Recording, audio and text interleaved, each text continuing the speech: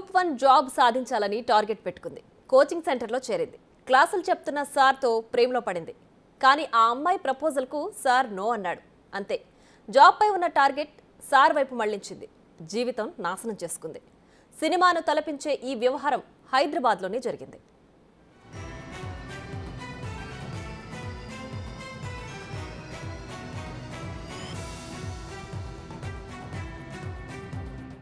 అనంతపురంకి చెందిన ఓ యువతి group 1 job సాధించాలనే టార్గెట్తో హైదరాబాద్ వచ్చింది. అశోక్ నగర్లోని ఐఏఎస్ కోచింగ్ సెంటర్లో చేరింది. అయితే తనకు క్లాసులు చెప్తున్న ఫ్యాకల్టీని ఆమెను ఇష్టపడింది. అదే విషయాన్ని ఆయనకు చెప్పింది. అయితే తనకిప్పటికే మ్యారేజ్ అయిందని, 2 పిల్లలు కూడా ఉన్నారని ఆయన చెప్పాడు. అయినప్పటికీ వినకపోవడంతో ఆమెను మందలించి దూరం పెట్టాడు. దీంతో సార్పై కోపాన్ని పెంచుకున్న ఆ యువతి ఆయన కుటుంబాన్ని టార్గెట్ చేసింది.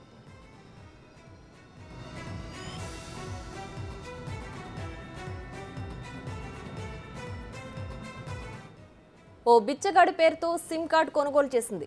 సార్ ఫ్యామిలీ ఫోటోలను మార్ఫింగ్ చేసి సోషల్ మీడియాలో పెట్టింది. అసభ్యకరమైన ఫోటోలను సోషల్ మీడియాలో వైరల్ చేసింది. ఈ పోస్టులపై బాధితుడు పోలీసులకు ఫిర్యాదు చేశాడు. రంగంలోకి దిగిన సైబర్ క్రైమ్ పోలీసులు పోస్టులు పెట్టిన యువతిని అరెస్టు చేసి రిమాండ్కు తరలించారు. ప్రేమ పేరుతో ప్రేమోన్మాదానికి పాల్పడి జీవితాన్ని నాశనం చేసుకుంది.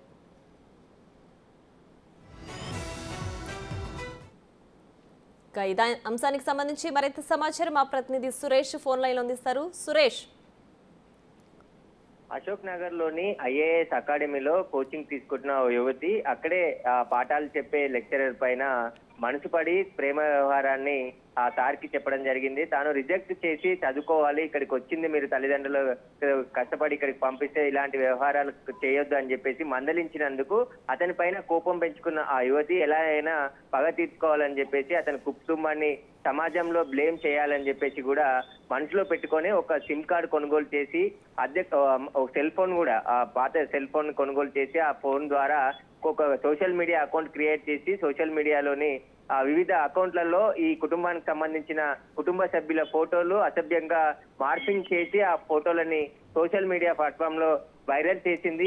ఆ షాక్ తిన్న లెక్చరర్ వెంటనే సైబర్ క్రైమ్ పోలీసులకు ఫిర్యాదు చేసి ఇలాంటి అసభ్యకరమైన పోస్టులు గుర్తు తెలియని వ్యక్తులు చేస్తున్నారని చెప్పేసి కూడా ఫిర్యాదు చేయడం జరిగింది. పోలీసులు కేసు నమోదు చేసుకుని దర్యాప్తు చేయగా ఆ యువతి ఎవరైతే అనంతపురం జిల్లాకు చెందిన యువతి ఆ లెక్చరర్ దగ్గర పాఠాలు నేర్చుకొని ఈ ఘటనకు పాల్పడినట్టు సైబర్ క్రైమ్ పోలీసులు గుర్తించి ఆమెను ఈ రోజు అరెస్ట్ చేసి రిమాండ్కి తరలించడం జరిగింది. దర్యాప్తు చేస్తున్నారు పోలీసులు. Right Suresh, thanks for the updates.